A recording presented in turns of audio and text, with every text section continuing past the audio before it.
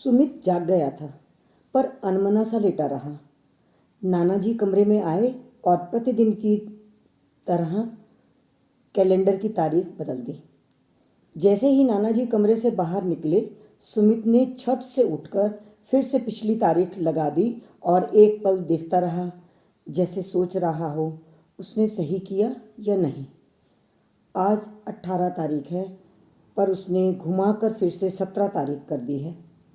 20 तारीख से उसके स्कूल खुलने वाले हैं और आज शाम को ही उन्हें अहमदाबाद के लिए चल देना है।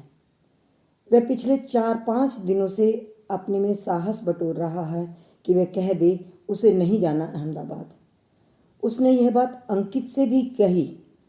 अंकित तब से मना कर रहा है, नहीं सुमित, ऐसा मत करना कभी, मैं तुम्हारे बिना नहीं जाऊंगा, तो तुम भी रह जाओ यहाँ।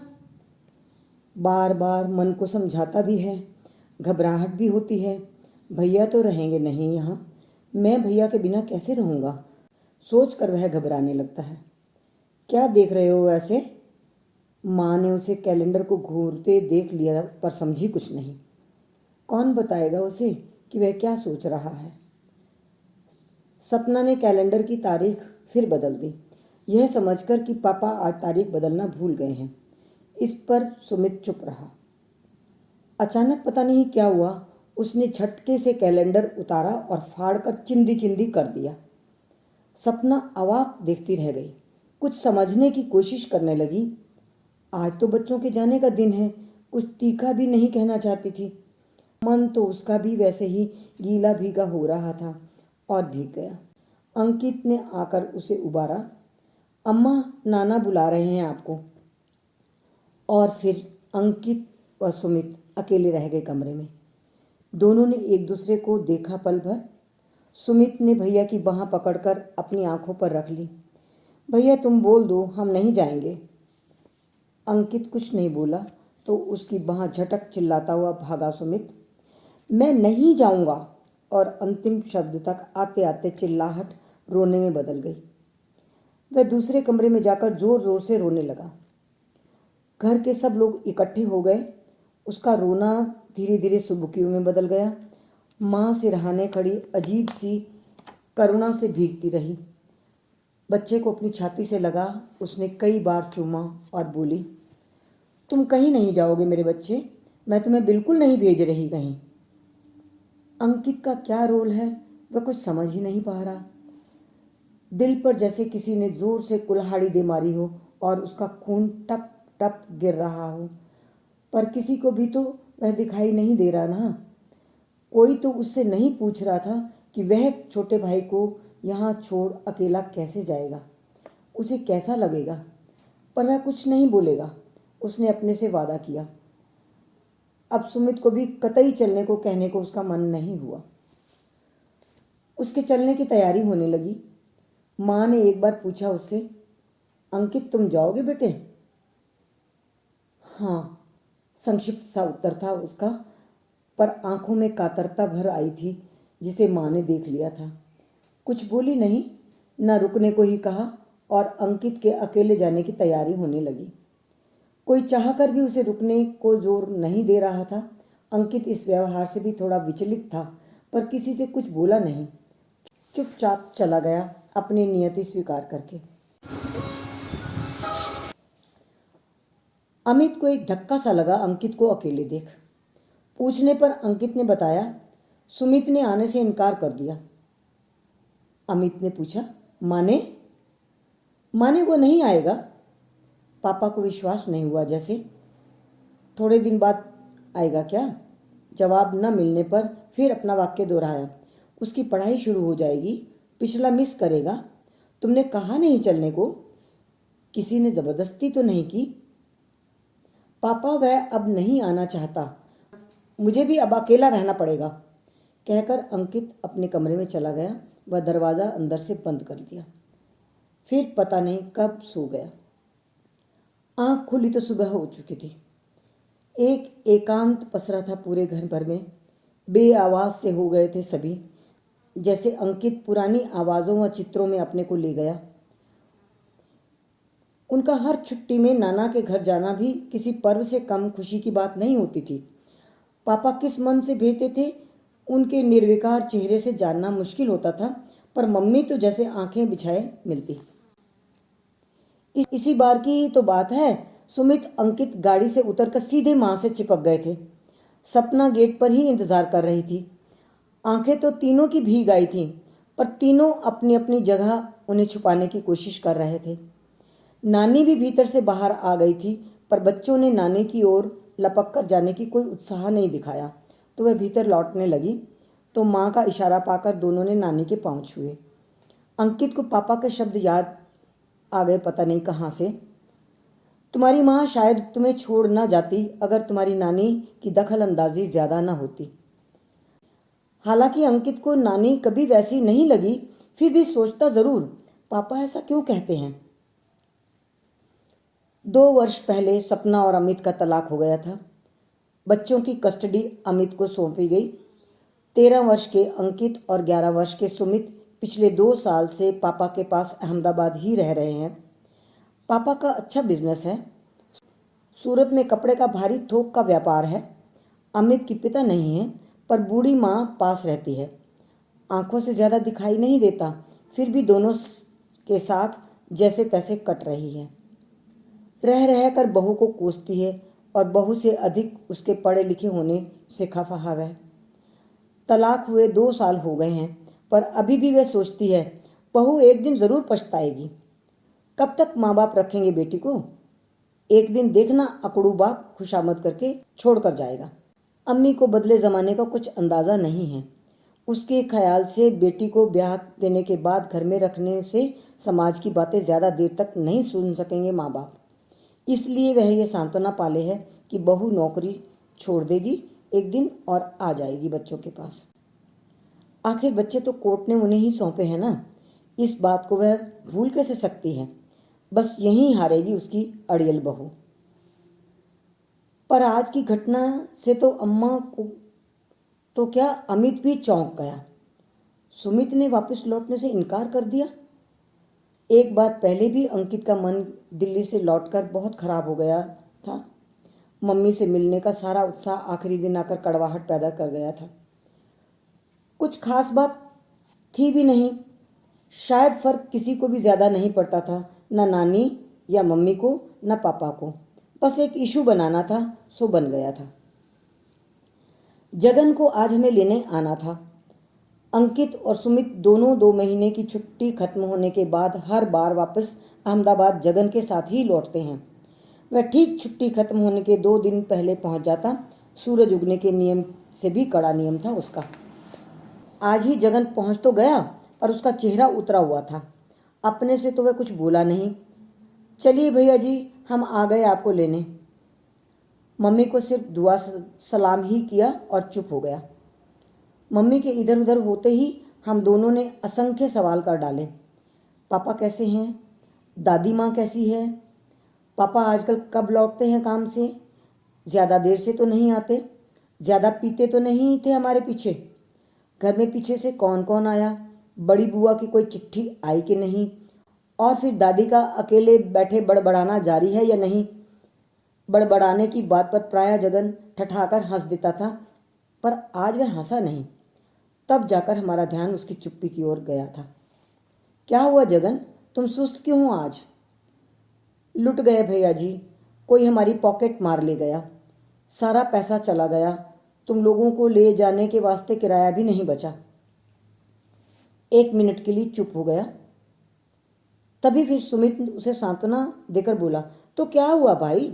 हमारे टिकट की क्यों चिंता करते हो? मम्मी दे देगी ना। तुम्हारे लिए भी थोड़े पैसे मम्मी से ले लेंगे, बस हो गया सब ठीक। नानी ऊपर से बात सुनते सुनते आ गई थी। कुछ पूछा भी नहीं, पर जानने की इच्छा तो उसके चेहरे पर पसर गई थी। न मुंह खोल रही थी, न तनिक भी हट रही थी। अंकित असमंजस में था कि ऐसे में नानी से कुछ कहा जाए या सीधे माँ से बात की जाए। सुमित कुछ बोलने को हुआ तो अंकित ने इशारे से रोक दिया। नानी को शायद अच्छा नहीं लगेगा, पर अंकित क्या करता? अब तो इशारा कुछ कर चुका था और नानी ने पता नहीं कैसे देख भी लिया। नानी चुपचाप चली गई। सुमित ने एक बार अंकित को देखा और फिर कुछ सोचकर अंदर मम्मी के पास चला गया। थोड़ी देर में मम्मी आ गई। क्या हुआ जगन, तुम्हारे पैसे कैसे निकल गए? कुछ तो पता नहीं चला साहब जी। स्टेशन पर उतरकर वापसी का टिकट कटाने खिड़की के पास गया तो देखा जेब में पैसे ही नहीं हैं, एक भी नहीं। बस पर बैठ तो लिया, टिकट के लिए पैसा तो था नहीं, पकड़ा जाता तब तो शामत आती। मम्मी से जाने के लिए टिकट के पैसे चाहिए, सुमित ने कहा। ठीक है, मिल जाएंगे, टिकट ही कटा देंगे, अब तुम लोग चलो अपने काम में लगो, कहकर मम्मी तो मुड़ गई, पर नानी ने जगन का पूरा इंटरव्यू ले डाला। पैसे ध्यान से रखे थे? सोचो कहीं खर्च तो नहीं हो गए, या कुछ खरीद लिया हो तुमने अपने लिए। ऐसे नौकरों के सिर पर तो बच्चे पल रहे हैं वहाँ, और हम बेबस से देख रहे हैं, क्या तमीज़ सीखेंगे। जगन को इस तरह के शकी सवाल करना अच्छा नहीं लगा था। बच्चों को भी कहाँ अच्छा लगा, थोड़े से पैसे के लिए इतनी बड़ी बात। पापा के घर की कोई भी बात नानी को अच्छी क्यों नहीं लगती? पापा के नौकर भी अच्छे नहीं लगते, लोगों को तमीज़ भी नहीं है, और पता नहीं क्या क्या। मन कसैला हो आया था तब भी। लौटते लौटते सारा मूड खराब हो गया। उसके बाद से पापा दोनों को काफ़ी रुपए देकर भेजते थे ताकि कोई ज़रूरत पड़े नानी या मम्मी से मांगने ना पड़े। सुमित तब से बहुत बातें पूछने लगा है। उसकी बातों के जवाब अंकित नहीं दे पाता, पर उसे कुछ ना कुछ जवाब देना ही पड़ता है, नहीं तो सुमित रोने लगता है। अपने छोटे भाई का रोना उससे देखा नहीं जाता। वह ये सब बातें किसी और से पूछ भी तो नहीं सकता, इसलिए कभी कभी वह बस उसे बहलाने के लिए ही गलत सही जवाब दे देता है। एक बार तो वह बुरी तरह फंस गया था इसमें। सुमित जिद पर उतर आया था।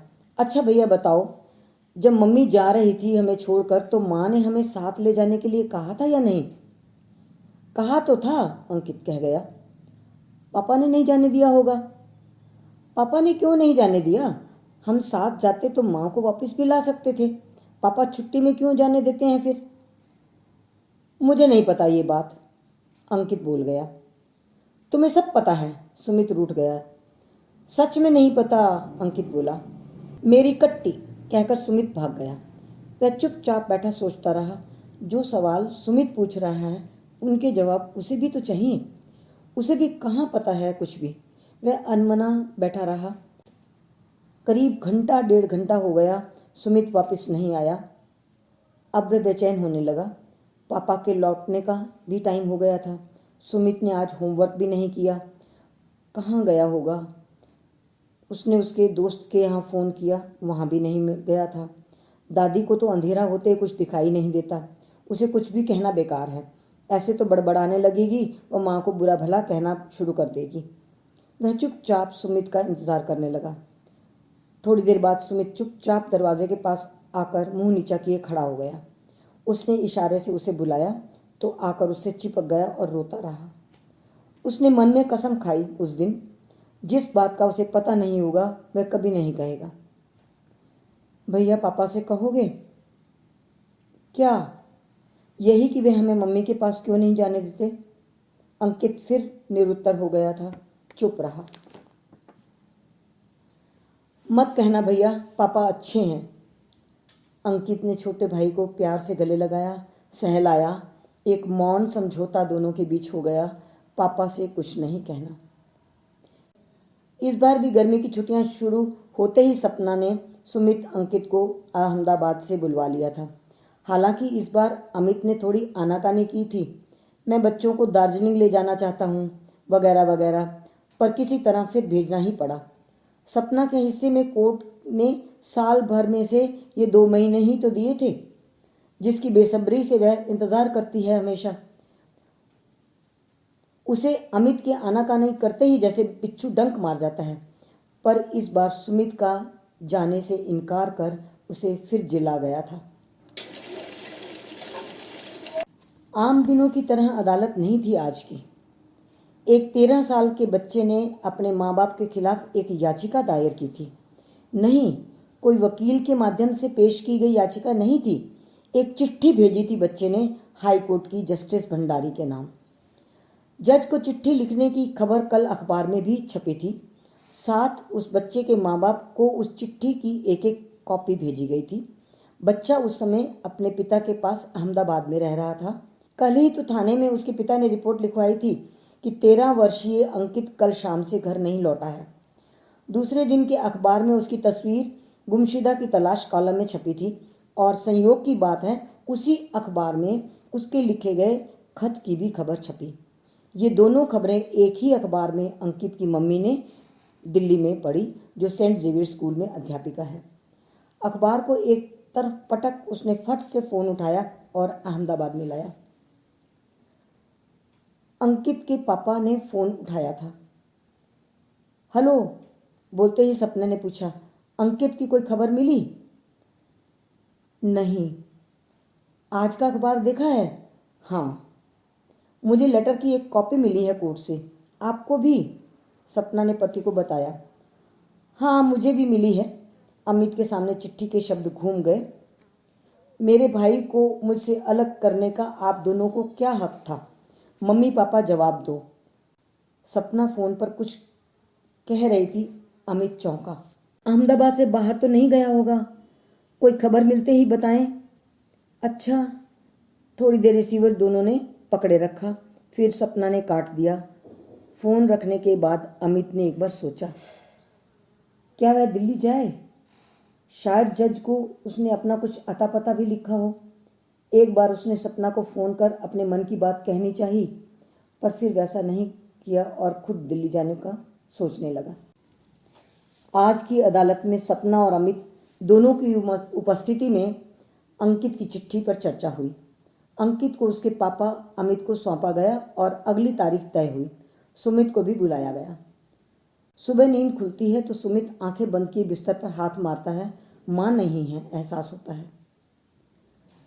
एकदम से आंखें खोलकर चौकन्ना सा उठ बैठता है। दिमाग को सोचने में 1 मिनट लगता है उसे। आज फिर उसे ले जाया जाता है, वही उसी अदालत में। वैसे तो कोर्ट वाली आंटी उसे अच्छी लगती है, बहुत प्यार से बोलती है, बिल्कुल डांटती नहीं है, पर बार बार वही बात पूछी जाना उसे घबराहट होने लगती है। कभी कभी समझ भी नहीं आता कि क्या बोले। उसका मन बदलने लगता है। वह इसलिए जाना ही नहीं चाहता वहाँ, पर माँ का कहना है कि उसे ज़रूर जाना पड़ेगा, नहीं तो वह माँ के पास नहीं रह सकेगा। वह घबराकर माँ को आवाज़ लगाता है। सपना जल्दी से ड्रेसिंग गाउन में हाथ में कंघी लिए आती है। उठ गए बेटा? नींद अच्छी आई कि नहीं?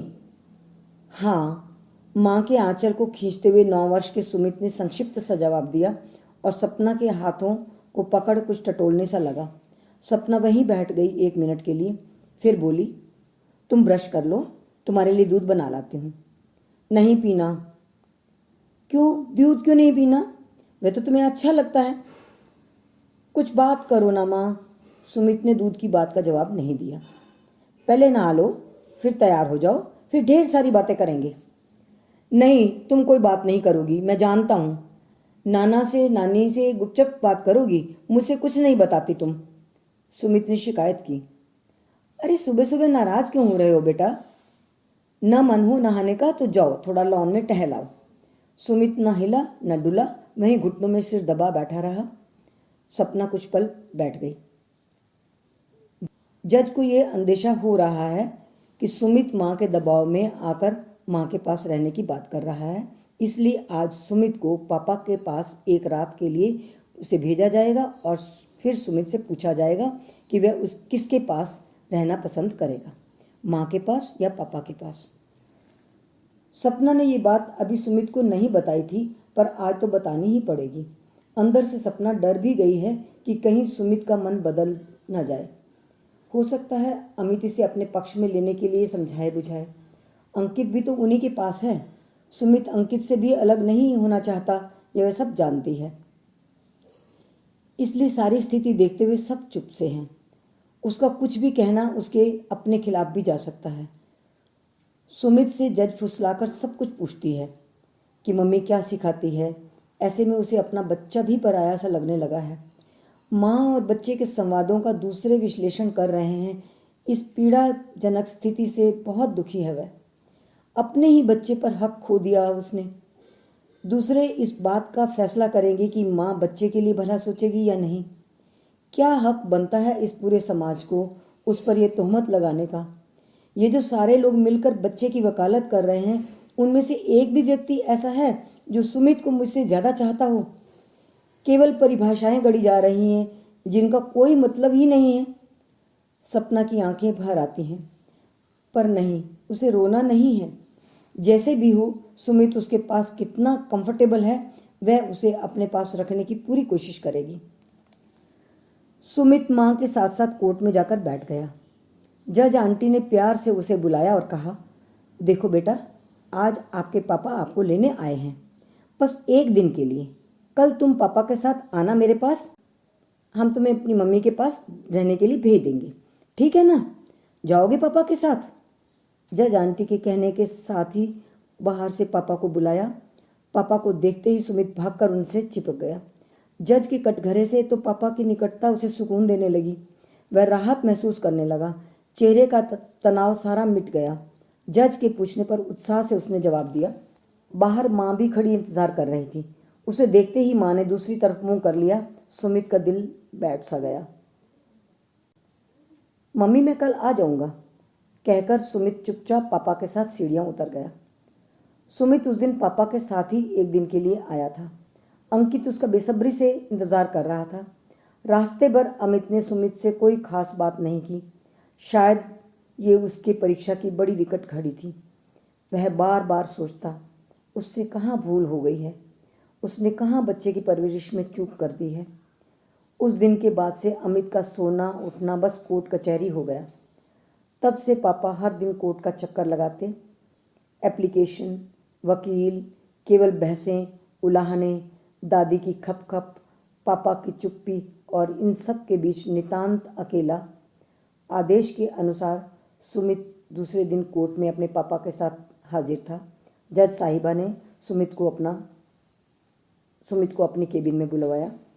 सुमित ने बड़ी मुश्किल से माँ की उंगली छोड़ी। माँ को दरवाजे पर से ही लौट जाने को कहा गया। अब सामने जज आंटी थी और सुमित ने अपने गोल गोल आंखों से जज आंटी को भरपूर देखा, जैसे तोल रहा हो। जज साहिबा ने उसे अपने पास आने को कहा। सुमित ना हिला ना डुला।